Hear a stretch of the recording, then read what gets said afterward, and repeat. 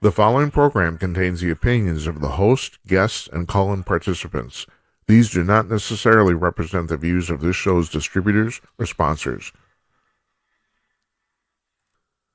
This program may contain obscene, profane, or otherwise objectionable language.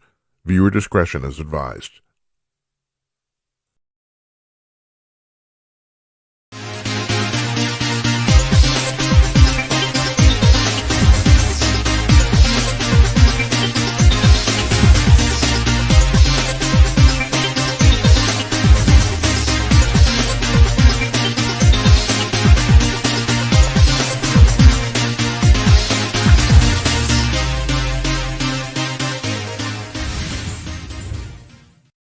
Yes, we did it again.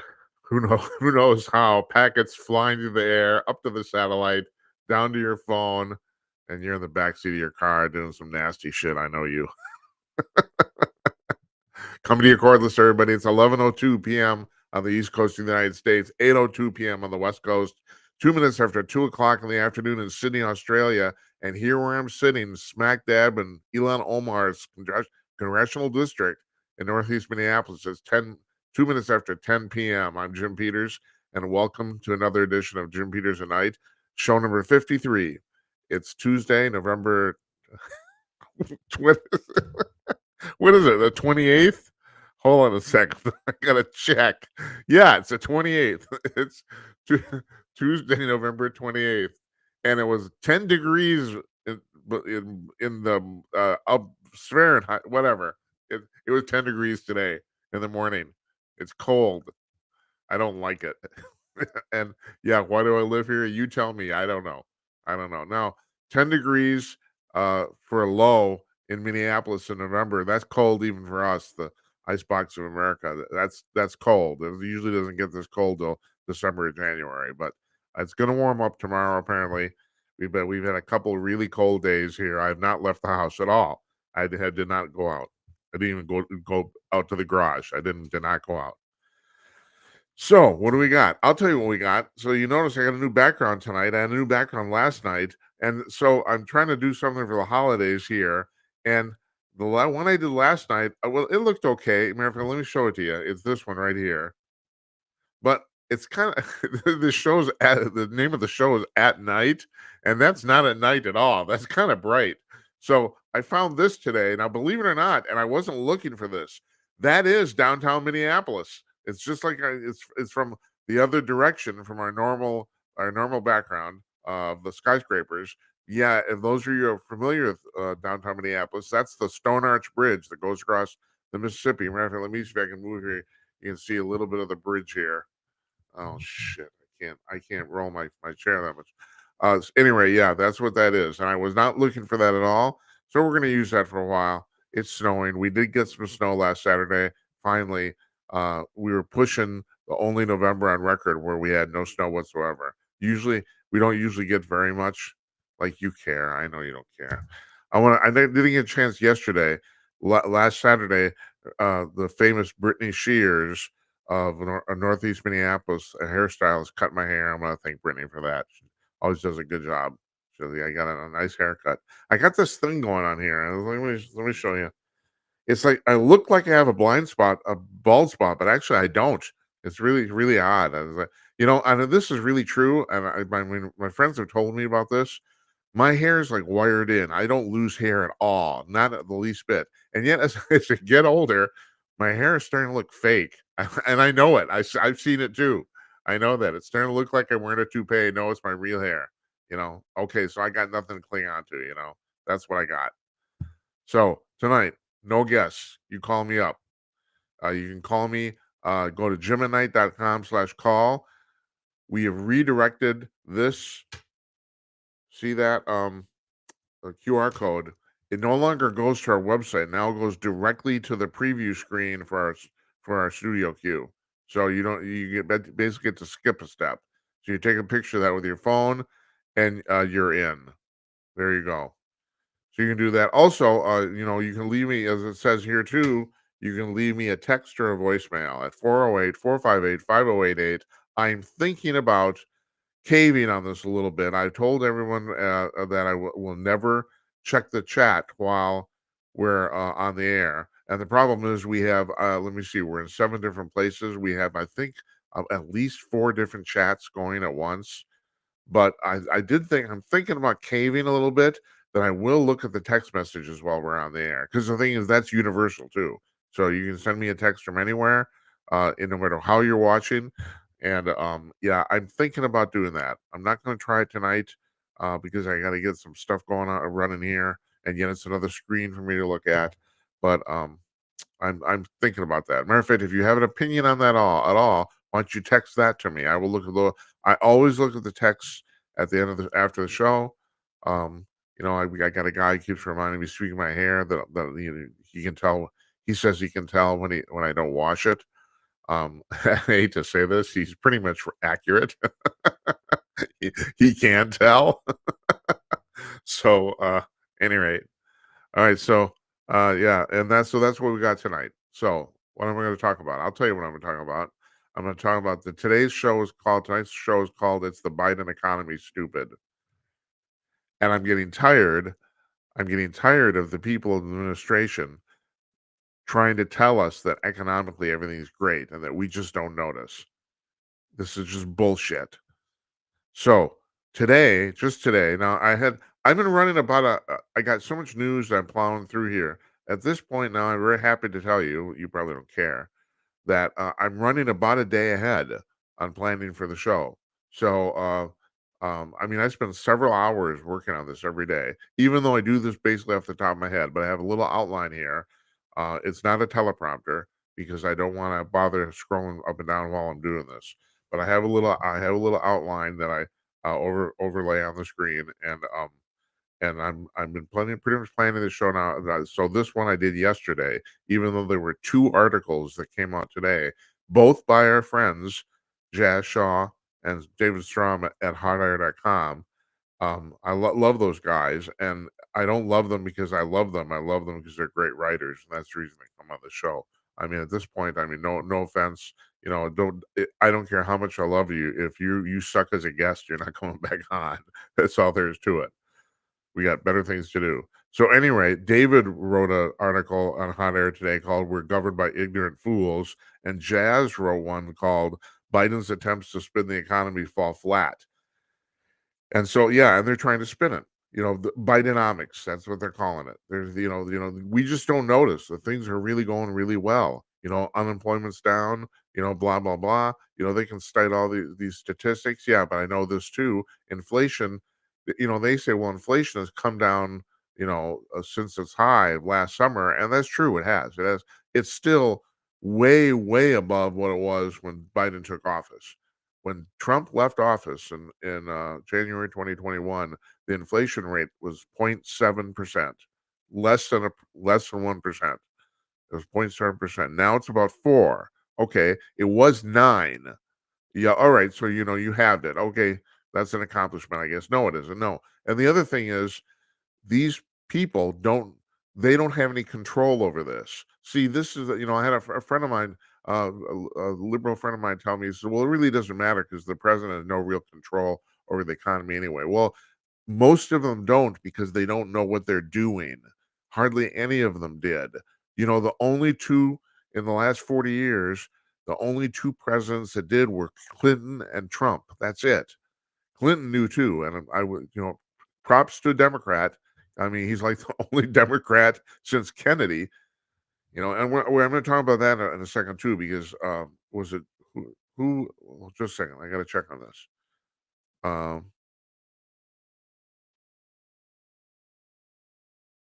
It was Stephen Moore, the economist. He wrote an article for Hot Air today. I get all my stuff from the same place, but no, actually, I don't. It just so happens that Hot Air publishes a bunch of really good shit. Stephen Moore, the economist, he wrote an article today saying that JFK today, John F. Kennedy would have been a Republican, and he would have, because he understood this. Moore talks about this in his article about the fact that Kennedy distinctly understood that by cutting taxes, he could increase the revenue to the government. See, this is the part that for the life of me, these people, they think they can violate the laws of economics and free market capitalism, and they can't. This is also the same reason they think socialism will work. They just think they can make it work by sheer force of will. No, they can't. So Kennedy understood, and he apparently talked about this several times. He understood that by cutting taxes, he could raise revenue to the government, and that's exactly what happened. And that's what it's happened every single time federal taxes have been cut. Revenues to the government have gone up. Now, you think if you want money to spend for programs, you'd think as a Democrat, you'd think that would be a good thing. But no, no, no, no, no. The idea is we have to pay higher taxes to punish us. I don't know. I don't know. It doesn't make any sense. We have a whole bunch of people in the office right now who seem completely intent on raising taxes, and it does not increase revenues to the government. It doesn't. So I brought that up because, yeah, Kennedy knew that 60 years ago, and Biden and his administration can't seem to figure this out. So you're okay. You want to know where your inflation came from? It's very simple. It was the COVID supplementation and stimulus packages. That's where it came from. They printed 5 million, 6 million. What am I talking about? $1 trillion that didn't exist. They printed it. They sent it out.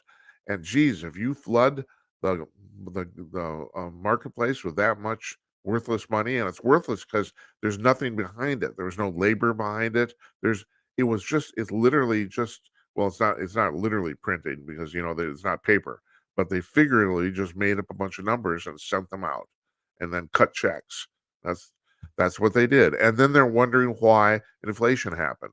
And they're still Corinne Jean-Pierre again today. She's done this a zillion times, but again today she tried to blame this on Trump. It's hilarious. She says we inherited an economic nightmare. No, you did not.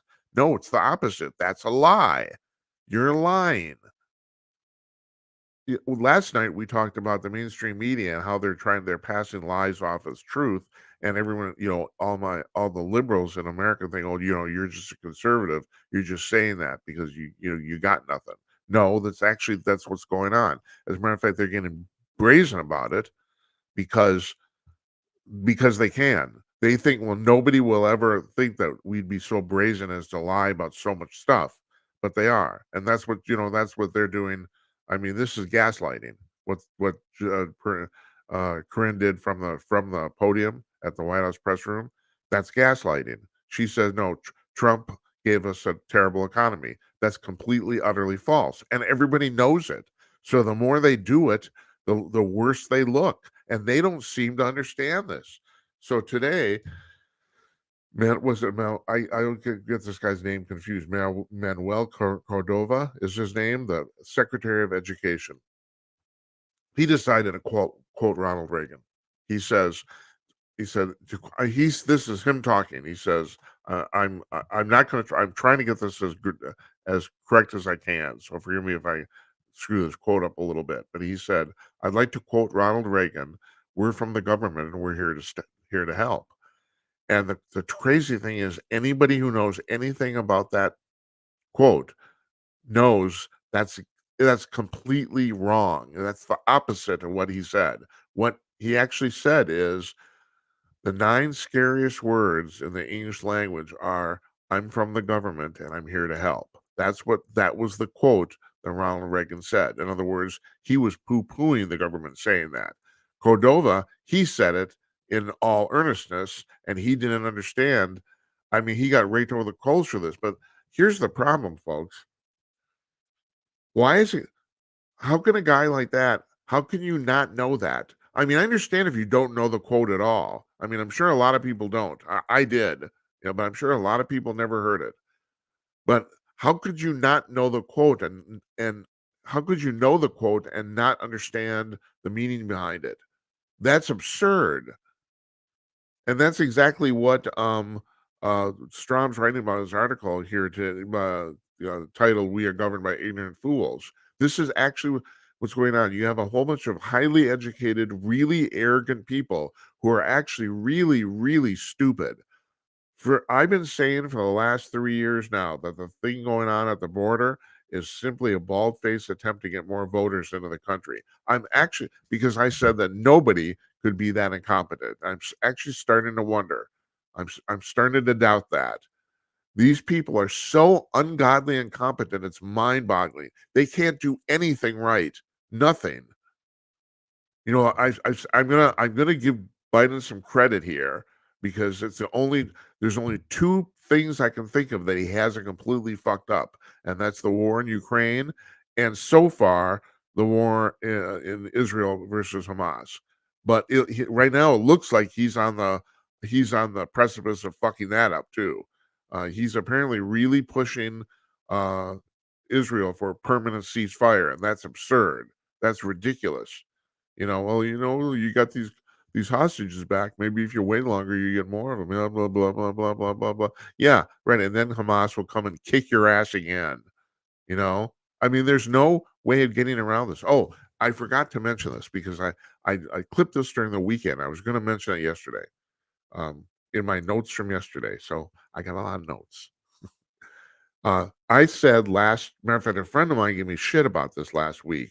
I was last Monday or Tuesday, or 2 weeks ago when we before we took the week off, about the fact that I made a presumption that that because um, Hamas was the elected government of Gaza, of the Palestinians, that the people there basically agreed with what Hamas was doing. And my friend really poo-pooed me. He said, no. He said, that's bullshit. Yeah. He said, no, but nobody in their right mind would agree with that sort of carnage. Nobody would. And okay, so that's an easy assumption to make. But the same thing like the press is like the press is doing, or is that is they do completely outrageous stuff under the assumption nobody would ever think they're actually doing it. That's what's going on right now. Well, it turns out I said, I think I said this on the air, if I'm right. I said that, when no one's done a survey of the Palestinian people. Well, believe it or not, last weekend somebody did. And it was one of the major polling companies in the United States. And I don't know how they got over there to do it. And so it's war over there. So we take this with a grain of salt, but they did. They took a survey of, I think it was 4,000 Palestinians, and I asked them certain questions. This is what came out. 75% of the respondents said that they supported Hamas bombing Israel. 76% said that bombing was justified. 98% said that they basically said they are pro Hamas. 98%. It does not look good. And so my friend who made a valid assumption, I mean, if you're going to make assumptions, it's a pretty safe one to make, saying nobody in their right mind would sign off on this carnage. Well, apparently they are. According to this survey, they really do support Hamas, which is their elected government. They haven't had an election in 16, 17 years, but they elected this government, and apparently they're standing, no, I actually got one of those figures wrong. It was, one of them, the second question was how many people hate Israel, and it was 76% of the Palestinians. Now, and of course, the people are pro Hamas will say, well, they hate Israel because Israel took their land and has treated them like shit. The second part isn't true. Israel hasn't treated them like shit at all. That's not true. Yeah, they did take their land, but I get back to what's the statute of limitations? It was 75 years ago. You should have done something about it then. It's too late. It's like, I have to repeat this because it's a really good analogy. It's like people saying we got to give land back to the American Indians. It was 250, 300 years ago. No, no, it's too late. No, we were, even over there, they've built Tel Aviv. It's one of the most beautiful cities in the world. I mean, you really have to remember that Israel is the only democratic nation in this entire region. And also, it's the only real, well, I won't say capitalist because the Saudis, I mean, they're definitely daily capitalist. Basically the only real free market one. So they have this shining, beautiful little country where people have done extremely well, is surrounded by a bunch of bullshit. And, then you get to Saudi Arabia and Egypt. Well, the only reason they're rich is because they're standing on the greatest oil reserves on the planet. If it wasn't for that fact of, uh, stroke of luck, they would have no money. They would be if they're otherwise it's just a dusty little enclave. There's nothing going on there. So you got basically people got lucky, and then you got the Jewish population, the Israelis, who basically made something of the. I mean, really, seriously, it's just dust. The land over there isn't worth shit as far as as farming or any of that sort of stuff. It isn't, and Israel's about the size of New Jersey. So well, I don't know. You send in Tony Soprano. I don't know what you do. Any rate, so we have a presidential administration who's trying to tell us that everything's fine, and yet I do the shopping in my family. I've said this before. I do the grocery shopping.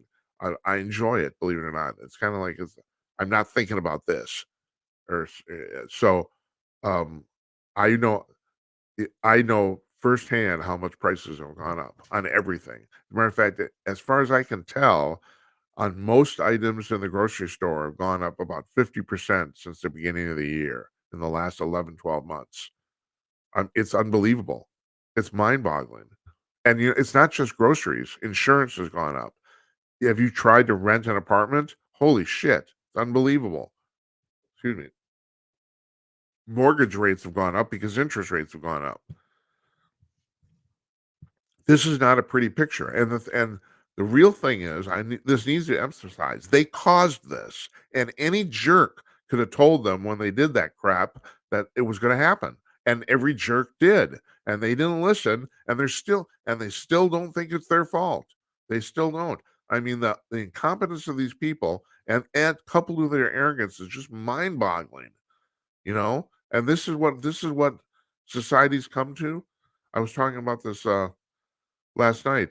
Jazz Shaw again in Hot Air wrote a column called uh, "The Beginnings of Barbarism." I mean, we are. It's really easy to see our country going down the toilet right now. It is. There's another little thing too. This happened. This was also today. I'm gonna show you uh, a little graph here.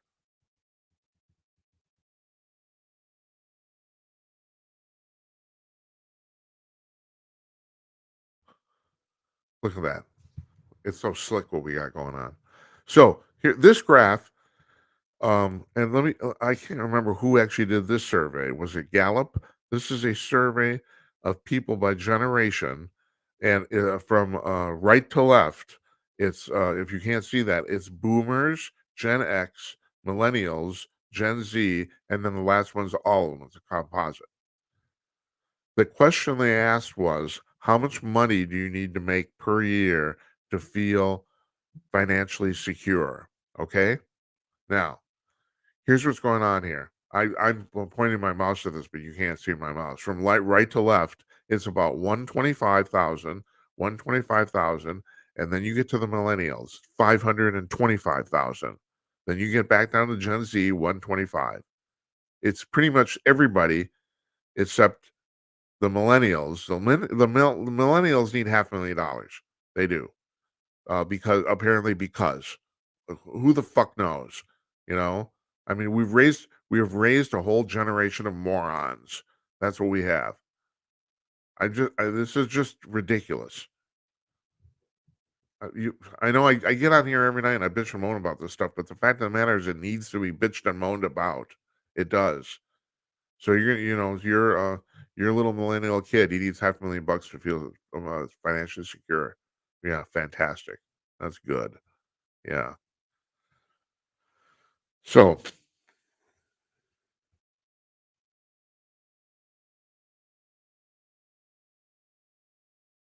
there's a mindset in this country right now where we no one will admit that they're wrong. That's basically what it is. And so you have and no one and because of that, nobody listens to anybody. I mean, I've told you this. I've said this in the past here. I do not engage in political conversations with my friends because I can't change their mind. So what's the point? You know, I don't understand. Well, I mean, I mean, I'll say a few things here and there if they ask me. I'll give them my two bits. But I'm not going to try to convince anybody because no one wants to be convinced. No one. Apparently, we're all so goddamn fucking arrogant that we all think we're right, and half of us aren't. Now that half changes, uh, depending on what the subject matter is. But I don't understand, and I've never been able to understand the economics things and the Democratic Party or the liberal persuasion. I told you one of the reasons I became a conservative slowly over the course of 10 or 15 years because I started to study economics, and there's an axiom in economics that if you study economics, the more you study it, the more you learn about economic theory, the more likely you are to become conservative. That's I'm not just saying that. I think it was New York University actually did a study on that.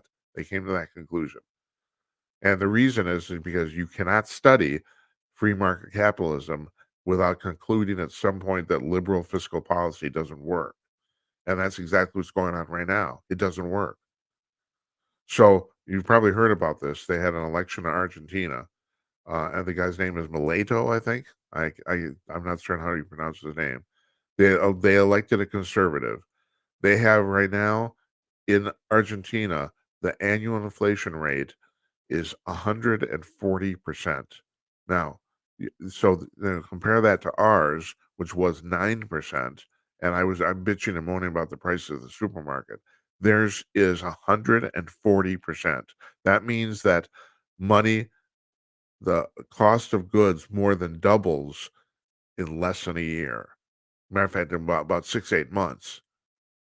And it's been doing this stuff for several years. Their money's basically worthless, and people they can't buy anything.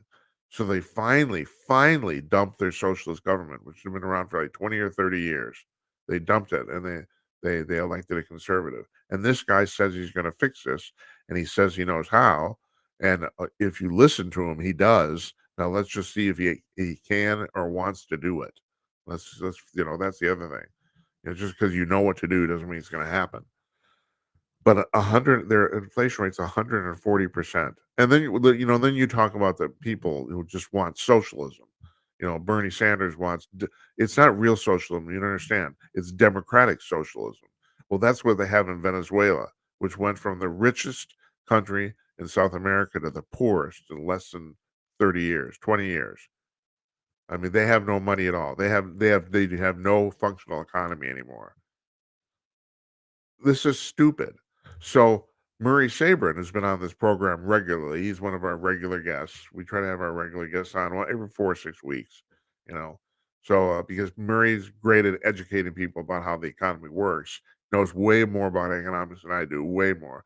He wrote a Substack column on his Substack feed today, um, and he, uh, hold on just a second.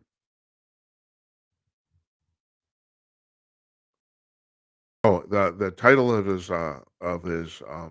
Substack column is "The Global Debt Bomb Fuse Has Been Lit," and I'm going to link to this on our blog so you can read this.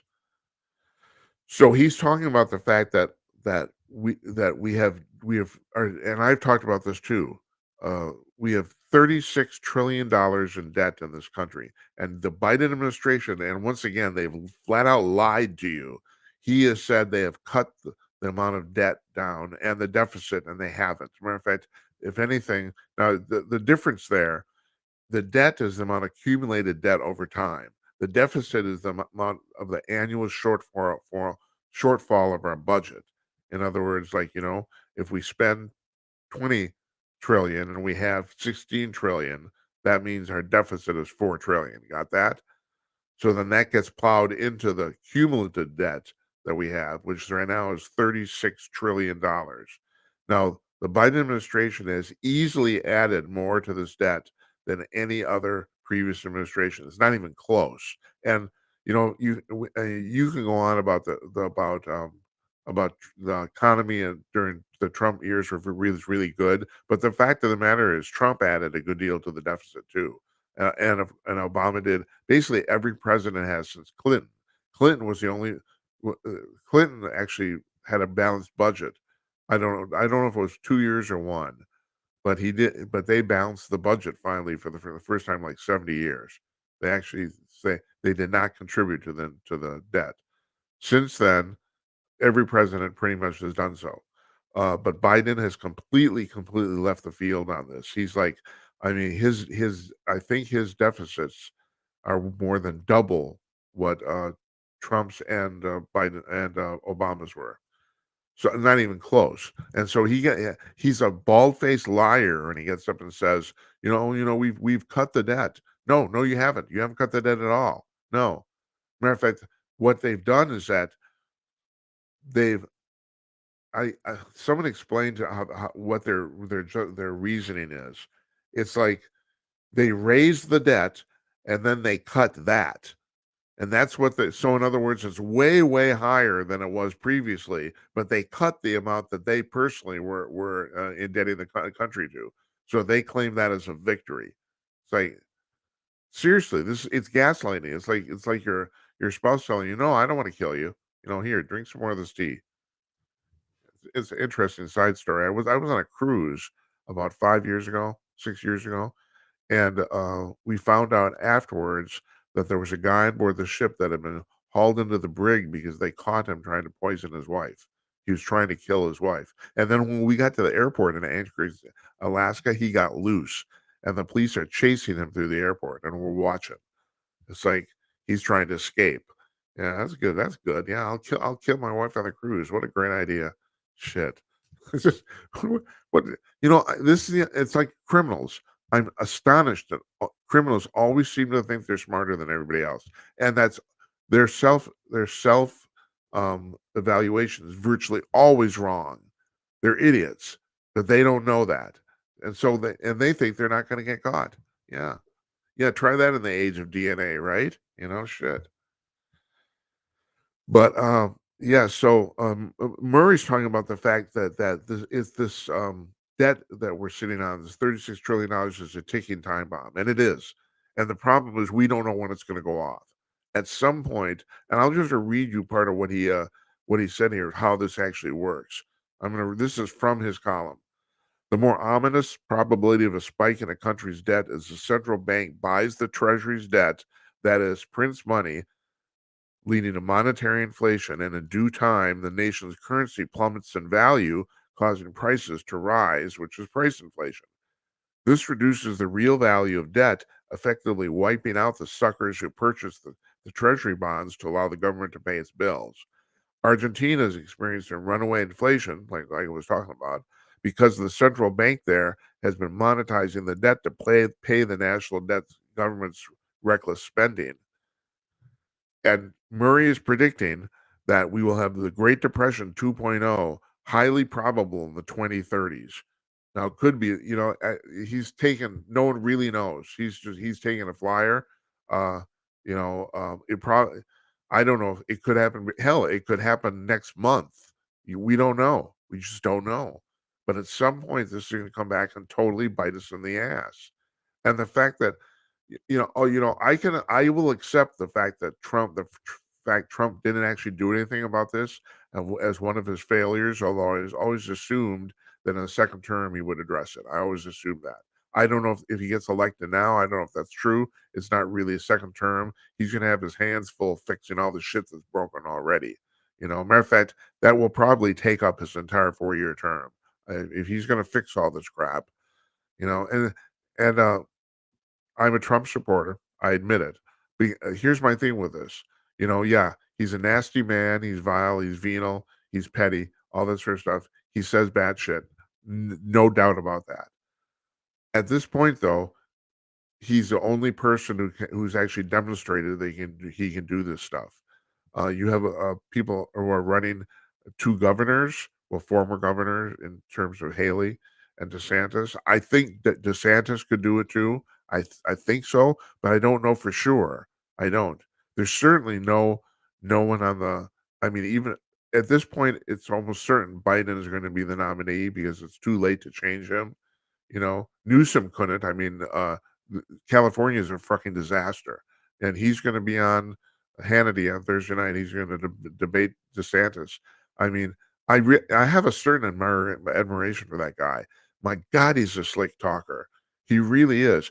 I've never seen anybody say more bullshit in my entire life. I mean, and in one sense, that's a compliment because he's really, really good at spewing bullshit. He's really good at it. But still, the guy can't do anything. I mean, he's a typical bullshit politician. He's great at talking and can't do anything.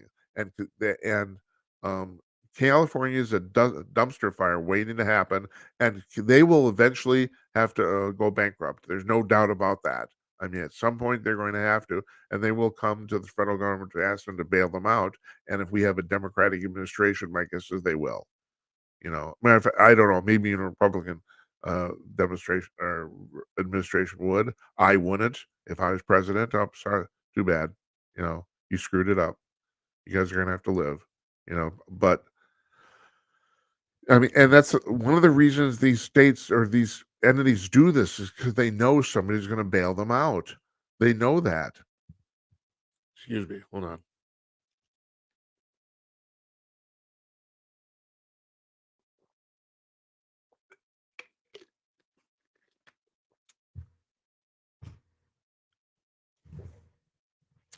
Yeah, it's just that we've become an irresponsible society. That's all there is to it. We constantly think people are going to bail us out. We have way more money than Strom said this in this article he wrote this morning about the fact that that compared to the rest of the world, we basically have no problems. On a personal level. Yeah, you can talk about the fact, that you couldn't afford to fix your roof or whatever. I mean, what are commonly called first world problems? Yeah, they are. They are. I mean, we still live way better than anybody did 100 years ago. We live. The average American lives way better than even the wealthiest person 100 years ago. Case in point, food. Your meal at McDonald's, I'm not talking about even anything high end here. Your meal at McDonald's is better than the food that the vast majority of people on the planet ate 100 years ago. That's not crap. I'm well, no pun intended. He's the other guy talking to himself on TV. No, that's really true. And then if you're talking about a healthy meal, it's really good cooking. Oh my God. I mean, it's unbelievable. I mean, there are kings that didn't eat as well as we did. The richest people on the planet did not eat as well as we did, or we do now, that from 100, 150 years ago. There's just no doubt about it. And that's true of almost everything. There's no electricity, no heat, you know. I mean, it's like, it's, and we have so many of us have so much money. I mean, I think that's a good thing, actually. I do. I mean, I'm pro-capitalist, rah rah, you go get it. But but one of the problems here is we spoiled our children, and now our children grow up to be, like I was saying, the millennials. They grow up to be morons, and they're the same people that are on the street protesting for Hamas and also thinking that we need a socialist government because Bernie Sanders told them to. Bernie Sanders is a guy who's never had a real job in his entire life, and I'm not kidding. He hasn't. You know, I mean, you look at the history of these politicians. I think Joe Biden worked for a law firm for a year.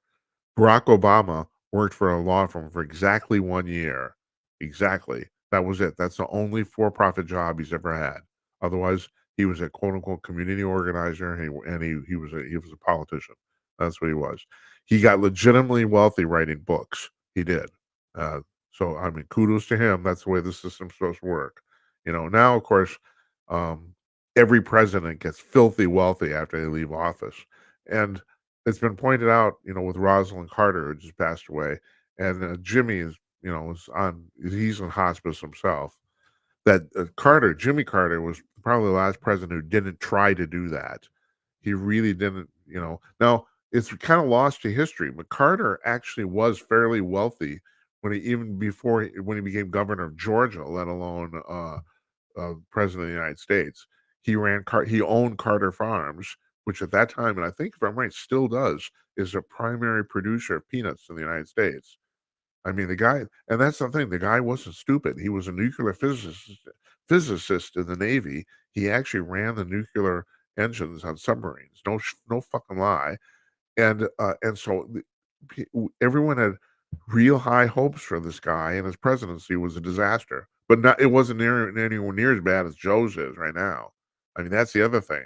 I mean, people thought this was terrible in the 1970s, and now you're looking at now it's even worse. I I don't like I said once again I don't understand how these people can do this. But I've also said too, the huge difference in personality is that Carter knew shit was admitted he acknowledged that shit wasn't going well.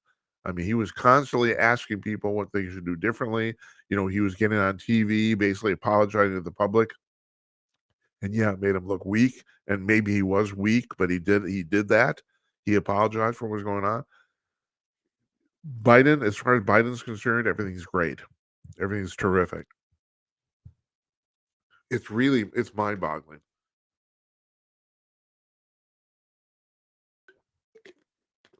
And like I said in my in my description of tonight's show, it's like um I've said for a long time, Joe Biden isn't going senile and he doesn't have dementia. He's always been this way. He's a delusional human being.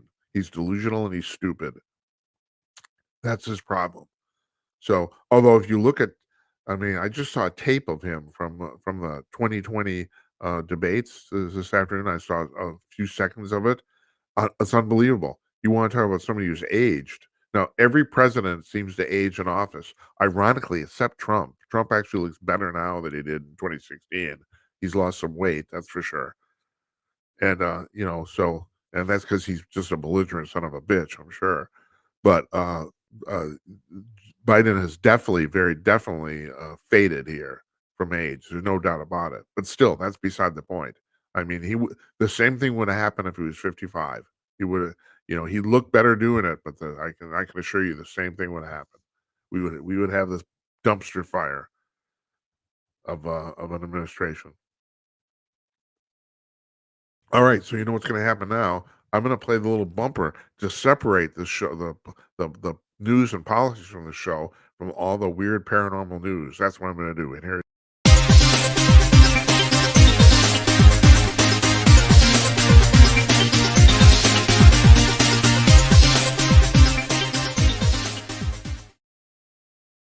Okay, so here's our science news for today. I got a few items. First of all, Sports Illustrated is being accused of using AI to generate articles, and they actually generated non-existent authors to write them. They've been accused of this. Okay, there's that. Uh, a guy hold just a sec, I gotta check something. Who was this? Who said this?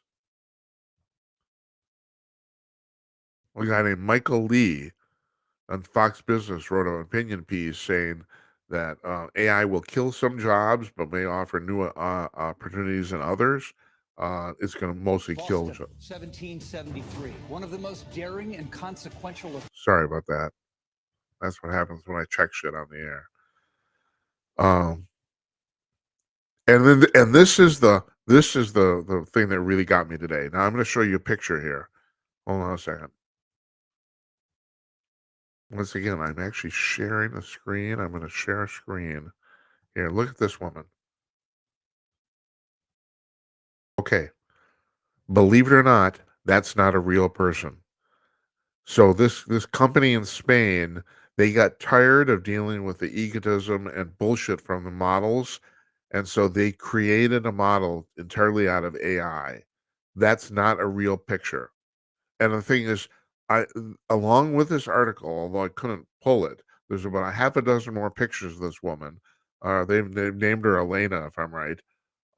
And I've looked at these closely. I've blown them up. I cannot tell that this is not a real person. This is a manufactured image by AI. It's not real. And so they're using this woman as a model, and it's working fabulously. She's billing about $10,000 a month. I mean, it's fucking incredible. And they said they got tired of dealing with the egos of models. They got tired of dealing with their delays, just the whole drama of having these women around. They got sick of it, and they created this, and it's working out fabulously. And I can't tell. I'm looking at this picture, and I don't know, what kind of screen you're on right now. I can't tell that this is not a real person. I can't. It's mind-boggling. So, that made me think of the fact is, we've been saying those of you who are video game players, and I'm not really, but I keep up with the industry because of technology. That I've said we're about maybe a couple years away from true photographic realism on video games. Now it's obviously it's going to be a given. You know, 3 or 4 years from now, you will play a video game that will look like a film movie. In other words, you won't be able to tell that it's not real. I mean, we're almost at that point right now, almost, but not quite. I mean, but we're going to be there in very short order because this woman, if you want to call her that, she's running around. She's literally posing for clients, even though no one ever meets her, and they bill for her services, and everyone gets and they don't have to listen to her bitch and moan about her working conditions or wanting her night off to see her boyfriend or whatever the hell is going on.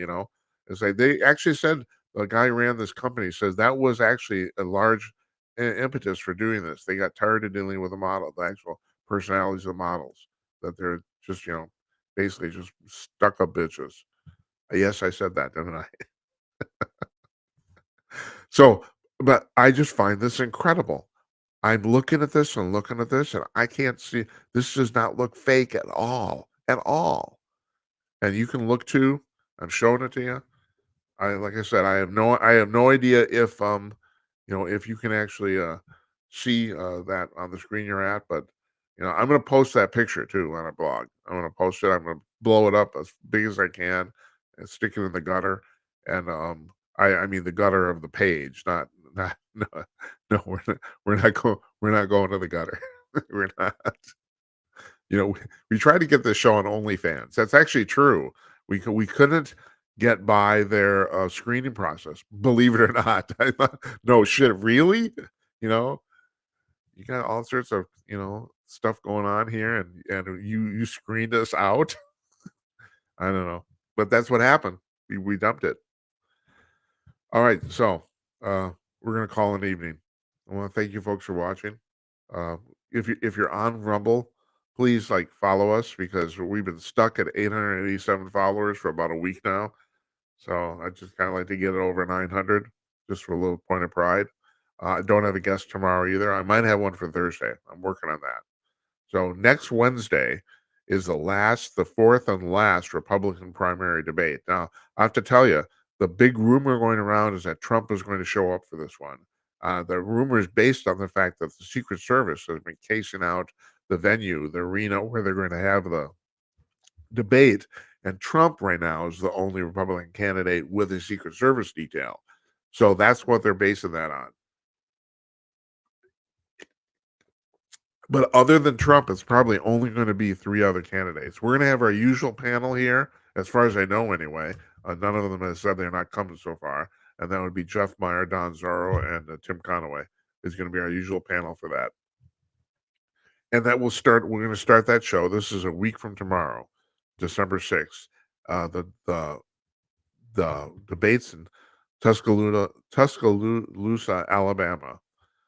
So that's Central Time, and it's going to end at 9 p.m. Central. So we're going to start an hour early. As we did with the other 3 debates, as soon as it's done, we're going on.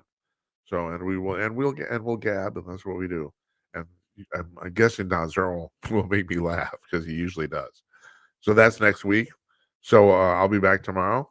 Looking forward to seeing you. It's going to be warmer here, and so I won't be bitching quite as much. Good night, Esperanza. Good night, Uncle Donnie, and good night to you wherever you are. We'll see you tomorrow.